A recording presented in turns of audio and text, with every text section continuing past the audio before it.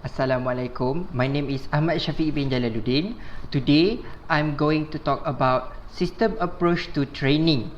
Okay, what is system approach to training? According to Chan, a system approach is based on the generalization that everything is interrelated and interdependent.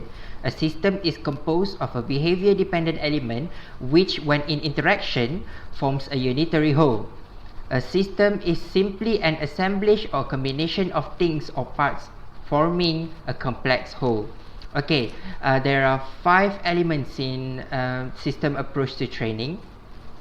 The first one is analyze, the second one is design, the third one is develop, the fourth one is implement, and the fifth one is evaluate. The first one, analyze. Okay, analyze the need of your audience. The ADDI approach is an orderly process to help you work smarter and train better. The first phase of the process is analysis. In the analysis phase, look at the situation and the need of the participant to determine what each specific training must include. The analysis can be exhaustive and include written surveys of all participants and thorough document reviews.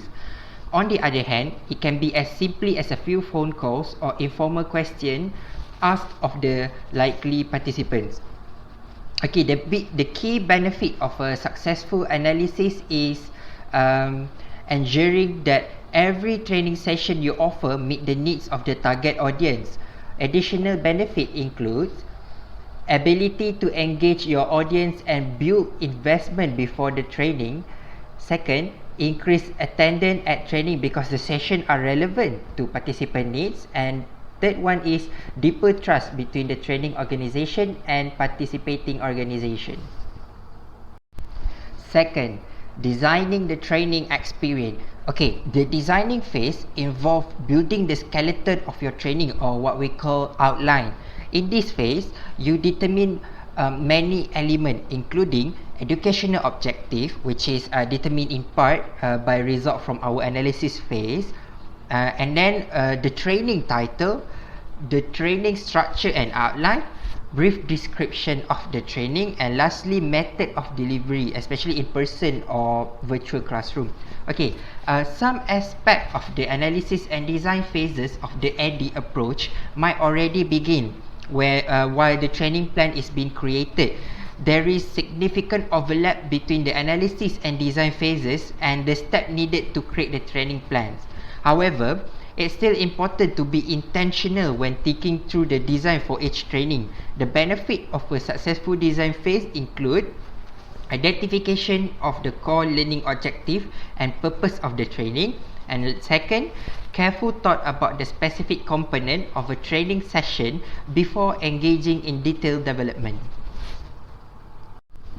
Okay, the third one is develop the material that you will need. Okay, in the development phase, we take the skeleton or the outline created during the design phase and fill it in to create a valuable learning experience for participants.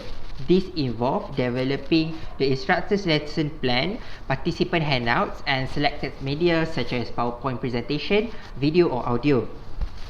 Second one, at this point, it's important to think through the training session from the learner's perspective. Consider using small group or interactive activities to increase knowledge retention. A good rule of thumb is to aim for 50% presentation and 50% participation. The presentation includes delivering new information and participation in any interactive teaching methods such as role play, simulation, discussion, demonstration, and opportunity to practice. During the development phase, we must identify presentation method and participant activities that are appropriate for the content.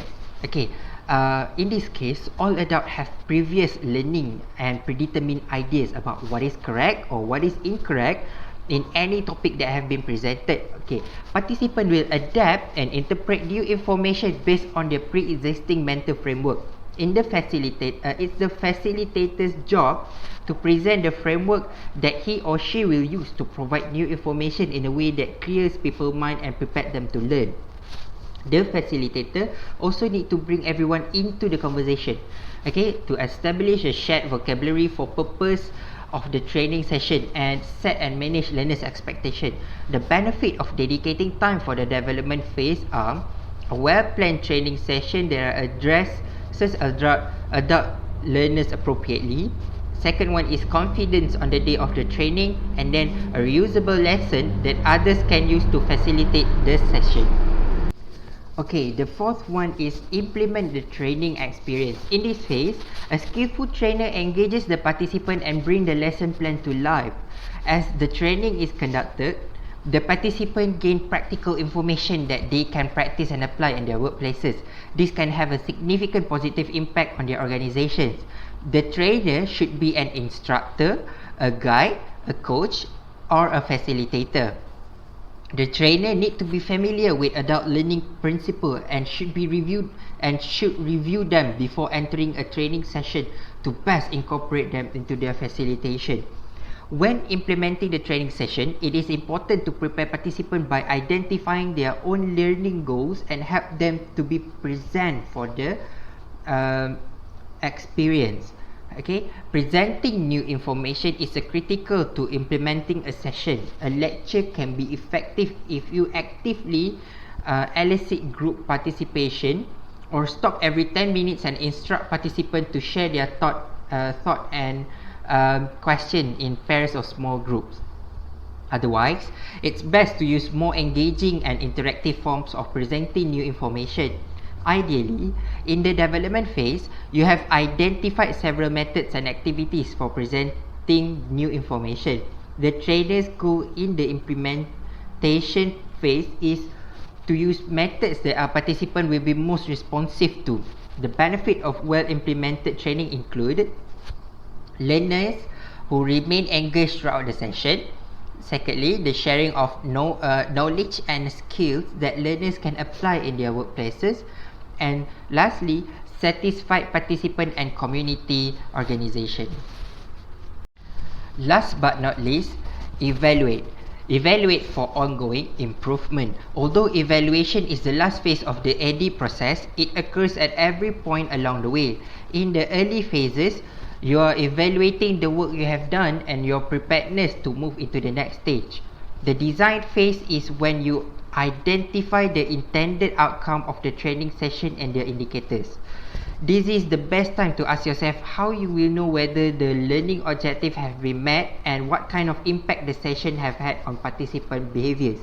During the implementation, you are evaluating your participant knowledge and body language and adapting your session as you go to meet their needs.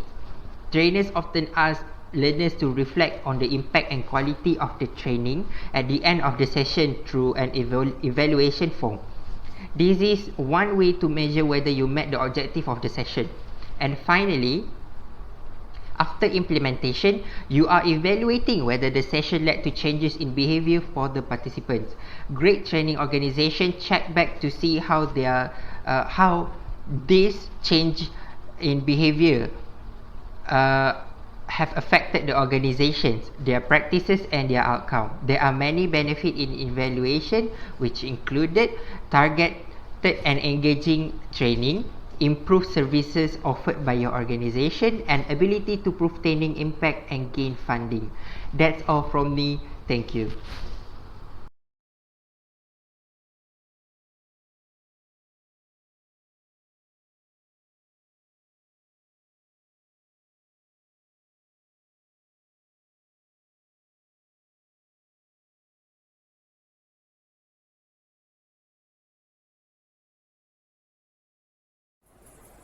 Occam razor is a philosophy mentioned by William of Occam and is also known as the law of economy or the law of parsimony.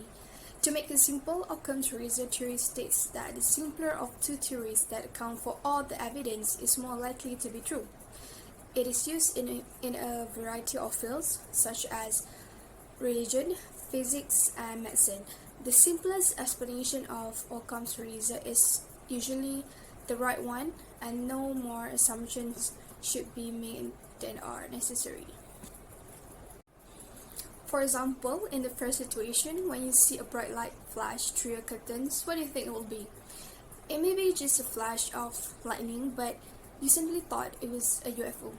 You're jumping to a lot of conclusions here if you assume the light was a UFO, because these assumptions include the existence of extraterrestrial life, which is already unproven and unprecedented. Let's say if they are real, they wouldn't want to show themselves to us because knowing us, we will make a big deal out of it.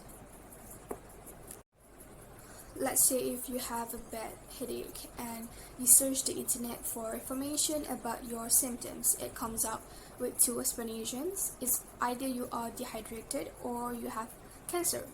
We've all been in a situation where our ordinary symptoms seem more ominous than they are, but concluding that a headache is cancer requires many more assumptions than deciding it was caused by dehydration. Like all of the above situations, this one requires more evidence. If you drink water and feel better, dehydration was the likeliest reason that you have headache, not because you have cancer.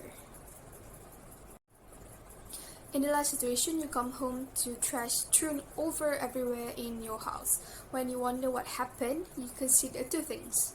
First, the dog or cat got into the trash, or a burglar broke into your house and searched your trash for sensitive documents. Even if you don't have a dog or a cat, it's likely to happen because of strong wind, but the possibility of a burglar doing that is kind of slim. So everything in this world has pros and cons, including this theory. For deciding between hypotheses, Occam's razor is a very useful heuristic method, using a simplified version of Occam's razor. On the other hand, can result in oversimplifying a situation. For example, if a doctor examines a patient with a high fever and cough, they may conclude that the patient is suffering from a normal cold. However, if the doctor does not examine all of the facts, they can overlook other symptoms that, such as allergic reactions or other life-threatening conditions. Without thoroughly reviewing all of the facts, the doctor made some assumptions about the patient's alleged cold. Jumping to conclusion is not the same as depending on the simplest explanation possible. I think applying Occam's razor theory into web design is the best because it helps to create stronger websites and improves the user experience for the customers. One way to use Occam's razor is to analyze every design features in terms of its necessity, and it is best to avoid design complexity. This is because when it comes to making it easy for users to access the website, a more simple interface can be very, very beneficial. Too many ambiguous links or distorting images will make it difficult for the average user to find what they are looking for. The target of using Occam's razor in website design is to build the most online presence while discarding irrelevant extras. And however, while the main goal of website design should be comprehension and ease of use, simplicity does not mean it is bland or uninteresting. So how do you create your designs to be more simple? Following Occam's razor, it is more of a method of careful preparation and deliberate thinking than a form of art. The first step is to determine what details of the design must be included. For instance, details like company logo, company address, and also contact information. After you have determined what must be on the list, you will need to place them in order of importance. Last but not least, another way to apply the idea of Occam's razor is to edit your job aggressively. Every design feature and pattern should be assessed for its effectiveness, and if a simpler approach exists, it should be used. It should be withdrawn entirely if it has no significance or has no benefit.